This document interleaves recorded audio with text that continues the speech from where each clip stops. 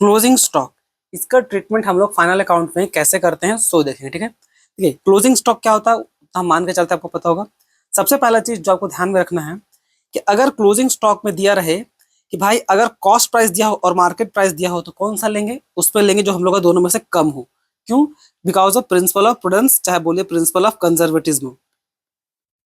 ये पढ़े होंगे आप आगे फर्स्ट चैप्टर में स्टार्टिंग में कि ये जो प्रिंसिपल ऑफ प्रूडेंस है और कंजर्वेटिव प्रिंसिपल है, ये बोलता क्या था? ये बोलता था कि भाई आप अपना लॉस को एंटिसिपेट कर सकते हैं, एंटिसिपेट कर सकते हैं, बट अपना प्रॉफिट को नहीं कर सकते।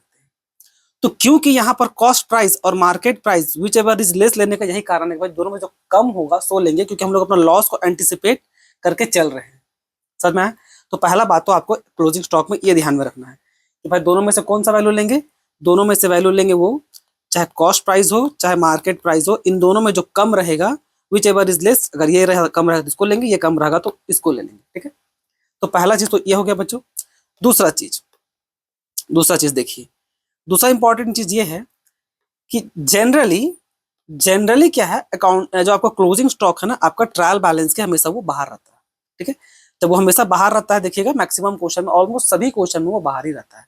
तो उसमें ट्रीटमेंट क्या करते हैं? वो ट्रीटमेंट हम लोग सिंपल ट्रेडिंग अकाउंट का, ऐसे ट्रेडिंग अकाउंट का इधर बाय सेल के नीचे बाय क्लोजिंग स्टॉक करते हैं, और लास्ट में जो बैलेंस शीट बनाते हैं उसमें हम लोग closing stock as a asset की तरह दिखा देते हैं। ठीक है, जो भी अमाउंट होता है क्लोजिंग स्टॉक का वो एसेट की तरह दिखा देते हैं।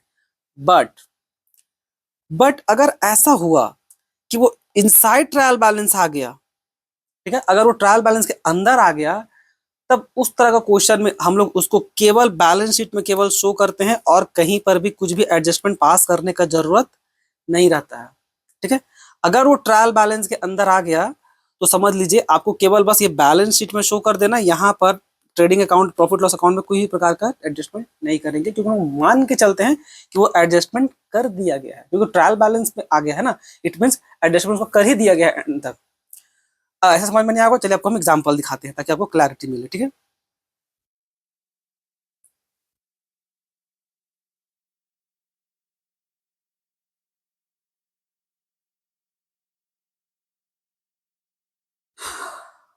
देखिए ये क्वेश्चन है, इससे पहले देखिए, इससे पहले कोई भी क्वेश्चन देखिएगा, देखिए ये एडजस्टमेंट है ना, ये आपको क्लोजिंग स्टॉक देखिए बाहर है।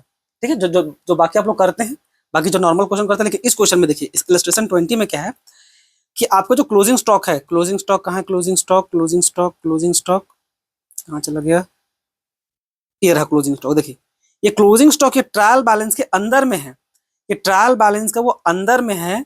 तो देखिए इसका सॉल्यूशन में देखिए क्लोजिंग स्टॉक के अंदर में आ गया वो, देखिए यहाँ पर एडजस्टमेंट के नीचे नहीं है, क्लोजिंग स्टॉक अंदर में है। तो इस तरह केस में देखिए trading and profit loss account में यहाँ पर देखिए सेल्स के नीचे बाय क्लोजिंग स्टॉक करके नहीं दिया हुआ है, ये सीधा कहाँ दिया रहता है, सीधा दिया रहेगा आपका बैलेंस शीट में। बैलेंस शीट में देखिए सीधा यहाँ पर ये क्लोजिंग स्टॉक 40,600 का दिया हुआ है। समझ में आया? ये क्लोजिंग स्टॉक 40,600 का। तो इस बात को ध्यान में रखिएगा, भले ही ये बहुत छोटा बात है, बट अगर एग्जाम में आ गया और आपका ध्यान नहीं रहा, देखिए यहाँ पर कोई एडजस्टमेंट नहीं किया गया है। ठीक है, यहाँ पर भी कोई एडजस्टमेंट नहीं किया गया है।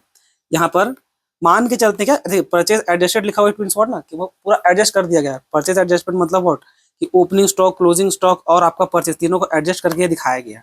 तो कुछ करने की जरूरत नहीं, आसान भाषा में बस यही बोलना चाह रहे हैं। तो इस बात को ध्यान रखिएगा, अगर क्लोजिंग स्टॉक ट्रायल बैलेंस के अंदर रहा तो केवल ये बैलेंस शीट में दिखेगा और ट्रेडिंग अकाउंट में नहीं दिखता है, और अगर क्लोजिंग स्टॉक इससे बाहर रहता है तो जो नॉर्मली आप करते हैं वो तो है ही, और जो बताएं कॉस्ट प्राइस और मार्केट प्राइस जो दोनों में कम रहेगा उसको सेलेक्ट करेंगे। तो वो लोग बताना जरूरी है। तो इसमें इतना ही, धन्यवाद।